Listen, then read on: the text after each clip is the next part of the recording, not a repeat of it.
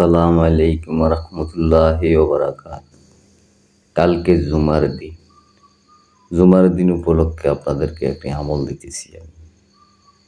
আমলটি হলো রিজিকের, এবং রিজিক ছাড়া আপনি যে কোনো মাকসুদের জন্য এই আমলটি করতে পারেন, উন্নতি পাবেন, জীবনে উন্নতি পাবেন।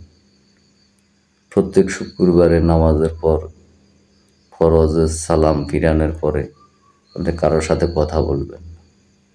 আপনি হাতে গোইনা ৩৫ বার পড়বেন, মুহাম্মদুর রাসূলুল্লাহ, আহাম্মদুর রাসূলুল্লাহ, মুহাম্মদুর রাসূলুল্লাহ, আহাম্মদুর রাসূলুল্লাহ ৩৫ বার।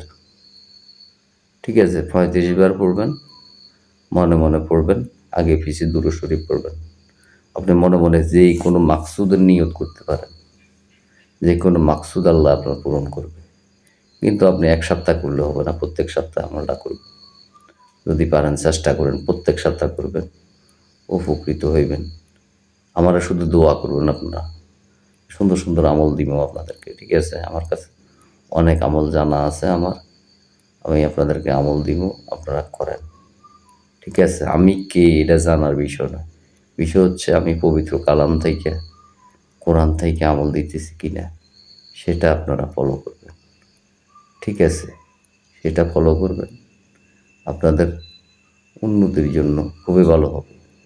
আবার যদি কেউ ৩৫ বার লেখিয়া মুহাম্মদ রাসূলুল্লাহ, আহমদ রাসূলুল্লাহ লেখিয়া যদি সাথে রাখতে পারেন, তাহলে তো আর কোনো কথাই নেই। ঠিক আছে, কিন্তু লিখতে হবে জুমার নামাজের পরে পবিত্র অবস্থায়, ওযু সহকারে, পাক পবিত্র, আতর গোলাপ শরীর